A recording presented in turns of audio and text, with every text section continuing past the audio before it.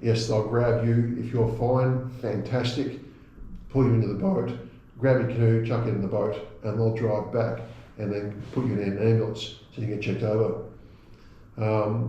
If you're in a boat or you're in a canoe and you're in the middle of Moreton Bay, there's a rescue helicopter goes out to get you, they locate you, hopefully you're okay, but sometimes you're not. They'll basically pull you out of the water, leave your craft there, they'll have the information of where they picked you up, and obviously they'll do that as part of their reporting as well, and then they'll fly back to you to a hospital. Whether your craft gets picked up after that is really not of a great concern in the scheme of things. You know, it's a life-saving exercise. It's not, you know, how your boat going will give you a jump start and tow you back. It's not like that. Being them sort of become more and more involved in some of the racing activities, we do also do a larger craft sticker as well. The numbers on these ones are about 150 mil high, whereas the small craft stickers are 90 mil high for the numbers. The sticker itself is actually quite large. So that's your small craft sticker. Obviously, most important, there's good our details on the top. Based on the tag system, you've got an A for Australia, 3 numbers, and then you've got your 40-digit race number. For the large crafts, you've like OC6, there's the larger option. Obviously, you're going to be a little bit further away, and this is really ideal for people who are reading the numbers out on beach for when you're finishing a race. There were AOCRA, the national organisation for outrigger canoeing, initially had a smaller number, and it was hard to read, particularly if it was slightly faded, or if it was sort of a part of the canoe that was rounded off or slightly below the water, or if it was rough. So we've particularly made it in these ways. The colours you can get in any one you like. There's about 40 or 50 different options. You know, it's probably more than that really, but all the information on our website, all through our Facebook page, and simply you can get them to match your canoe colour, really anything you like. The numbers don't have to be black, but it's good if they are contrasting. So while I've mentioned there are other people that do race stickers, other people who do a really average tag system, most importantly, all the information is stored on the internet, and we've obviously got a work phone. So available 24 hours a day. I'm the sort of person, I don't care if I wake up in the middle of the night. When I was rescuing people for the other previous organisation I was working for, we used to pull a 48-hour shift. So we'd start, you know, late afternoon, Friday afternoon, and stay all through the night, Friday night, work all day Saturday, sleep there Saturday night, and then go home Sunday afternoon. And given that I really liked what I used to do there, if it was like an Easter Monday or something like that, I'd stay over Sunday night into the Monday for the new crew to come in. These peak times of public holidays and Easter holidays and Christmas, there are so many people out in the water, and the location that I was at was quite popular. You know, more than a quarter of the boating is done between Brisbane and the Gold Coast. So we were sort of in that range. And not only just like service boats and moorings and people on holidays, we also service some of the islands as well. So if there's a medical emergency, they were agents for the ambulance. Ambulances don't float, a lot of the islands don't have bridges to them, so we'd go out and rescue people. I guess being where I've ended up, I have to pay homage to the people who trained me. And, so between my masters, trade qualifications, and other training I've had, I'm up to about $225,000 in training. So it's no small feat. I'm 48, it's a lifetime of work, but I really enjoy what I do. I'm very fortunate to have, enlisted the training that I have, and I've made the best system available. We have more innovations coming, so that in some cases we'll be able to preempt rescues based on weather patterns and so forth. But where we're at now, I'm really happy with. It's been working really well.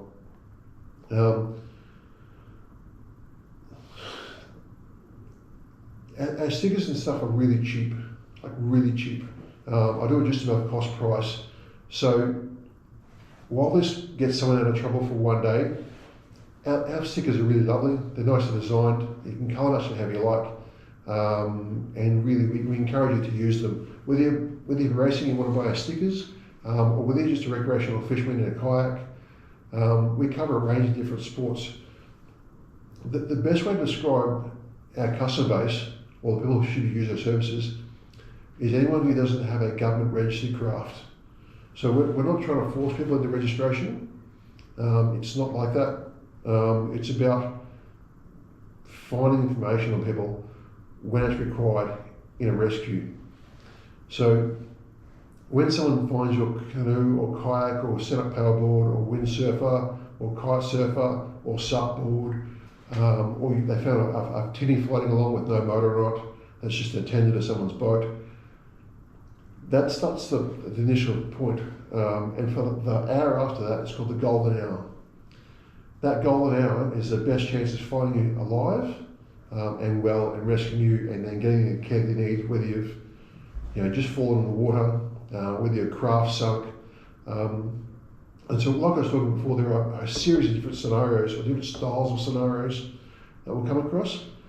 One is like we find a craft. It's unattended. It's floating in the water. Could be anywhere. Could be washed up on a beach. Could be floating out in Moreton Bay. Could have washed up on an island. A vessel might have found it as they passed and gone, oh shit, hang on, there's a canoe here, we'll pick that up. That's scenario one. Scenario two is a family member calls up and says, oh, look, John went fishing today, he's not come back yet, he's not really like this, he said he's only going for a couple of hours, he's not been home by now, I'm not sure what's going on, I call his phone, he doesn't answer his phone. That's scenario style two, that we're looking for a person. And this is probably one of the key points, that we keep your card information so that when we find a craft, we say, okay, well, John was going fishing from, we'll say Scarborough. He was going to the Scarborough Reef or around the Scots Point. And then your craft was found out in Moreton Bay. We know that where you've left, so we can go check your car was there. If your car's still there, you're still in the water. So then if you're fishing at Scarborough Reef, we find that your things are there. We know if there's we know based on the weather patterns where the wind's blowing, and then obviously tide patterns, because the tide's predictable, then it's fairly close.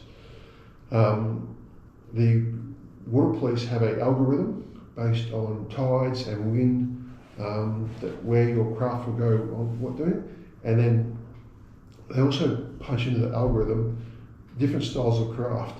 So a canoe sitting on the water, a canoe full of water but is more tide affected rather than wind affected, different drift patterns of sailboats, half cabin cruisers, flybridge cruisers, a packet of chips in the water, all these different things. So when they go out and start searching for stuff and they say, here's an esky lid, or here's a packet of chips, or here's someone's hat floating in the water, all these different things are then punched into mapping and say, hang on, this was found here at this time, this type of item was found here at this time, this type of item was found here at this time. And so they can work out based on drift patterns where, and that really helps the search, saying, okay, well, hang on, if we found his hat here, but then we found his canoe around the top of Moreton Island, well, then we can sort of guess how long you're in the water. We sort of know when you went fishing. And it's a little bit technical, but it's not something you have to worry about. The water police are all that sort of stuff. It's more important that we provide the information that we have on you to them, and then an effective search is started. One of the more complicated things you're going to come across is that if you went fishing after work during the week, so say you're on an early shift and you finish by 2 o'clock, you're in the water by sort of 3:30, and you're going to fish from 3:30 through till sunset. The rescue organisations that come and try and search for you, and I'm talking about the boating, marine rescue type services, not helicopters, not jets, not the water police.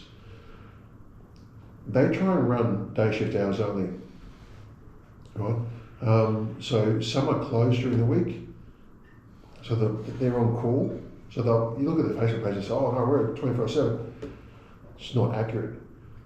So they'll call a crew in, and then they'll get in the boat. They'll make sure there's fuel, all the stuff on, wait for all the crew members to arrive, and they'll go out and look for you. The problem with that is that at night time, they'll want to come home. And they have gotten a little bit better in the past, but it's unreliable. And realistically, if you were to do a basic fitness assessment on most of the crews, on most of the bases, half wouldn't pass. Like if you made to do a run and run up some stairs and push-ups and lift a certain amount of weight and carry something so far, they wouldn't pass a fitness assessment.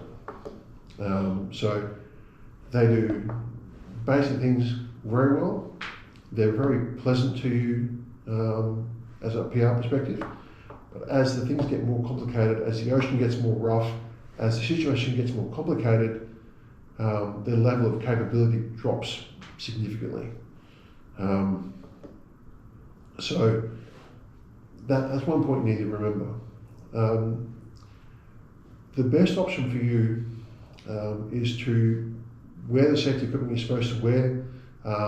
If you can't swim, limit your distance from the beach. There's plenty of people who go swim in the surf at the front of a surf lifesaving club, and they're 30 metres from the beach and they still drown. Right? You don't have to be that far from the beach to not be able to get back safely. But the people who go out in the Middle Bay, Moreton Bay, kayaking, or around the Gold Coast Islands, that sort of stuff, and the average swimmers, that's obviously a challenge. If they're not